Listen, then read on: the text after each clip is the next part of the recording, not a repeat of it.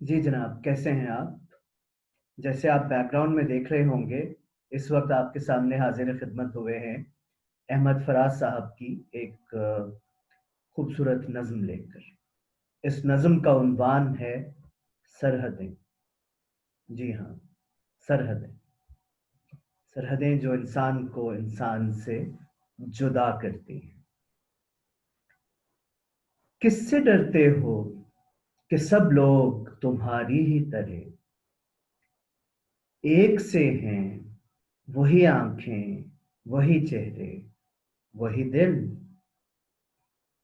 کس پہ شک کرتے ہو جتنے بھی مسافر ہیں یہاں، ایک ہی سب کا قبیلہ، وہی پیکر، وہی گل؟ ہم تو وہ تھے کہ محبت تھا وتیرہ جن کا، ہم تو وہ تھے کہ محبت تھا وتیرہ جن کا، پیار سے ملتا تو دشمن کے بھی ہو جاتے تھے، اس توقع پہ کہ شاید کوئی مہمان آئے، گھر کے دروازے کھلے رکھ کے، گھر کے دروازے کھلے چھوڑ کے سو جاتے تھے، اس توقع پہ کہ شاید کوئی مہمان آ جائے، گھر کے دروازے کھلے چھوڑ کے سو جاتے تھے۔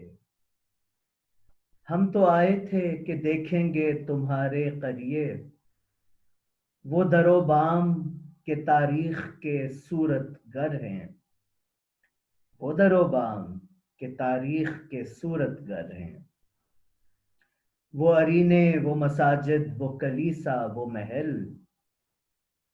اور وہ لوگ جو ہر نقش سے افضل تر ہیں۔ لوگ، ہم تو آئے تھے کہ دیکھیں گے تمہارے قریب، وہ در و بام کے تاریخ کے صورت گر ہیں، وہ ارینے، وہ مساجد، وہ کلیسا، وہ محل، اور وہ لوگ جو ہر نقش سے افضل تر ہیں۔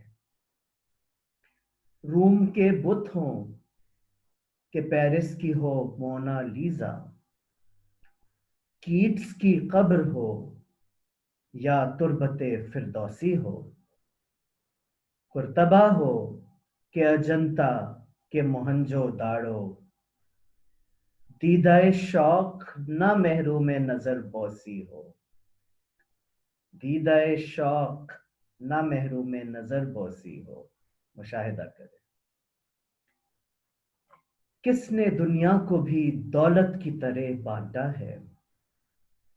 یہ درد ہے نا، جو سرحد ہے وہ، اس کے پیچھے درد کیا ہے، وہ آخری بند میں ہے۔ کس نے دنیا کو بھی دولت کی طرح بانٹا ہے؟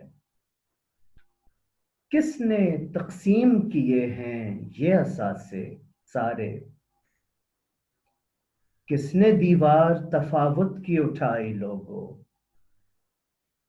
کیوں سمندر کے کنارے پہ ہیں پیاسے سارے؟ یہ سوال ہے، اس کا ہم تشریح میں جائزہ لیں گے، مگر اس سوال کا جواب یہ ہے کہ وہ انسان نے ہی کیا ہے۔ جو استحصال ہے انسان کا، وہ انسان ہی کر رہا ہے، اور ایک حساس شاعر ہونے کے ناطے فراز صاحب نے اس کو بہت بھرپور طریقے سے محسوس کیا ہے، جیسے کہ اس میں عیاں ہیں۔ تو آپ لوگ سبسکرائب کیجئے، اس نظم کی بھی ہم تشریح کریں گے، اور مزید دیگر شعراء کے کلام سے بھی محظوظ ہوں گے۔ بہت شکریہ ساتھ دینے